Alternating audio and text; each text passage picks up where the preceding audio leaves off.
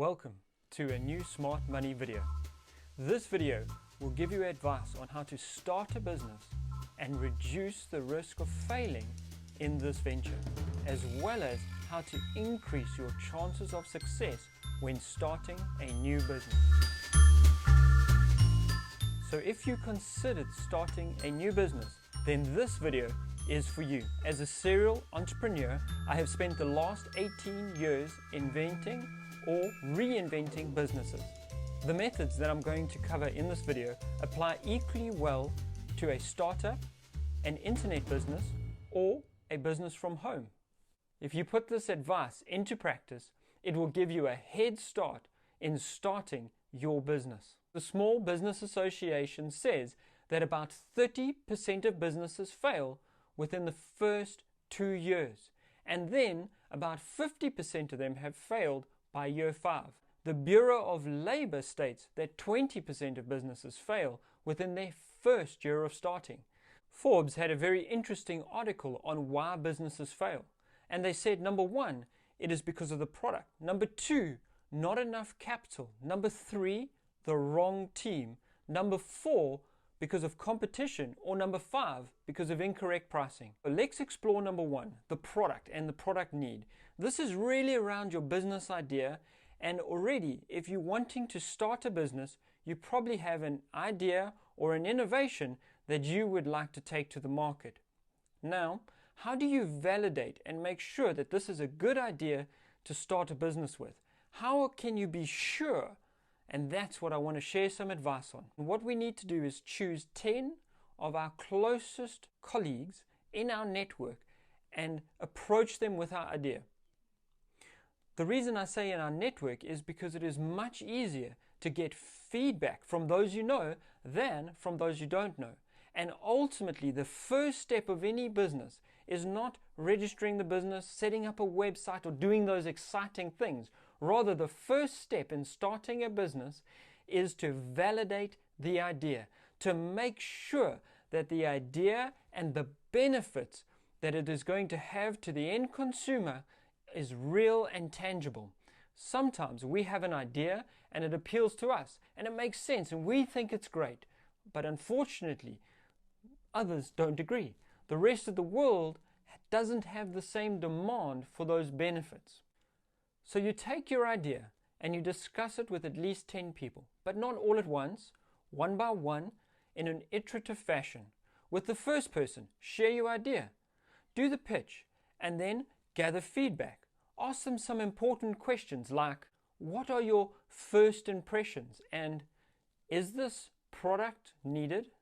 What's missing from this idea? How much would it be worth to you? Or how much would you pay for this service or for this product? Now, you take the feedback that you get from phase 1 with person 1 and you build it into your idea. Where they say it's perhaps too expensive, you adjust your price a little bit. Where they say that it doesn't make sense, you bring clarity. So this is what I call the refining cycle. Now you continue this with persons 2 through 10. I know it seems like a lot of people, 10 people, to speak about an idea in the same way over and over and over. But all that you're doing is refining and recycling. However, it is really important. And the 10 people that you choose, as I said, come from your network, but also need to be somewhat relevant to your target market that you want to sell the product to. If you choose the wrong 10 people, they are going to give you the wrong feedback, and your idea is going to go off astray. Whereas if you get feedback from those who really are representative of your target market, you're then able to follow through with their recommendations, building it into your product and changing the idea. Some of us may have a problem with changing the idea. We might think, but hey, I'm the inventor. This is my idea. And it's true, it is your idea. And it is probably an amazing idea. However, we do need to adjust and mold and allow our idea to grow and be formed into something else by the customers, by those who demand it. Because ultimately, they're the ones who are going to spend their money on it. Now, we start to get an understanding of how well the product meets needs. And so we have benefits of the product or service, and it is meeting needs. And ultimately, the reason for starting a business is because you can see the needs in the market, not because you have a product idea. Certainly, a product idea is good, but it is far better and makes a lot more money if you can see a need and meet that. So once we have refined the idea, we move into phase 2 about trying to formulate our product market fit. Essentially, it is how well does our product fit the target market. We've done a little bit of work up front, recycling and refining the idea for starting our business, and now we're going to make sure that the product fits the target market. Often what happens is there's a great idea and there's also a real need in the market, but they miss each other. They don't fit perfectly. And that's where sales happen, where we fit perfectly. Where we miss, consumers don't really want to pay.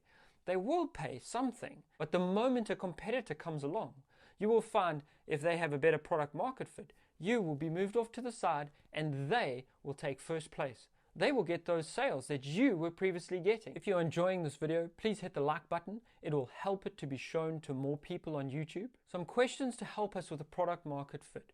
We need to ask, what is the consumer need that I'm meeting? In my product currently, or my service, what is the fluff?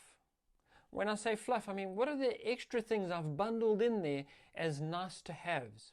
They aren't intrinsically needed to meet the core need or deliver the core benefit that the product or service was designed and created for.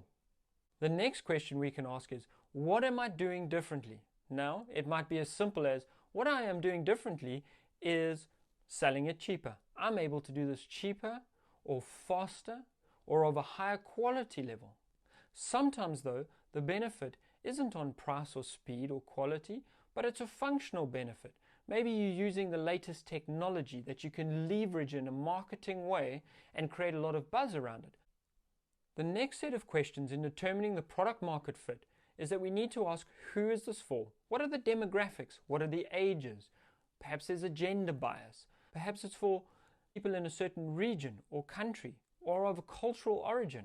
Once we understand this, we can really dive down into some other aspects of our product, and that is around the need or the need state that a person has when they have our product. For example, if you have made a new type of ice cream, then the need state around this would be someone who is want to be refreshed, or perhaps be energized, or perhaps they're just a little bit hungry, or they want a treat.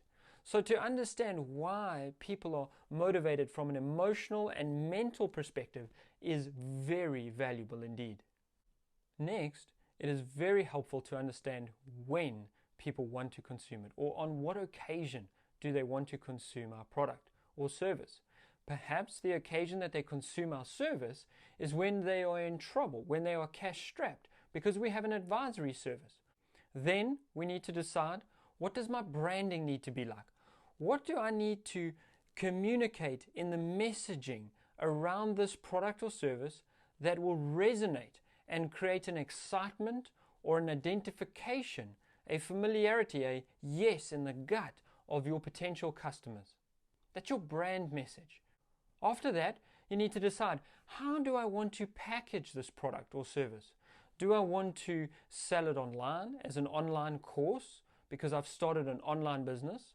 Or do I want to be able to put this in a book for people to read because ultimately I want to have a at-home business and really I'm just going to go through a publisher and I'm an author? Perhaps it is a larger service and you decide that you need to package this business up in the form of salespeople who go out and represent you, or you represent yourself to potential clients. We then start to consider, how am I going to market this? Not in terms of the message now, but in terms of what channels are appropriate. Is it appropriate to market it on Facebook or Instagram, or perhaps more traditional newspapers? Maybe it is word of mouth or via another social media platform. After we understand where we want to market it, we then start to move to where do we want to sell it. So people have started to become aware of our product. Where would we expect them to buy it from?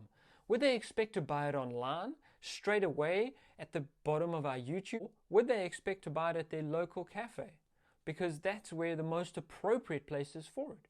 So you create awareness in one place and distribute, sell your product in another. Lastly, if you are looking to start a business, I recommend that you fill out a business canvas or innovation canvas.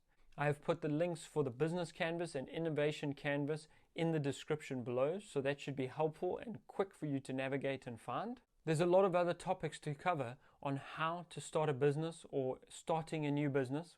Leave some comments down below and I am more than happy to prioritize in order of my subscribers and those who are watching the videos demand. Thank you for watching part 1 in the series on how to start a business.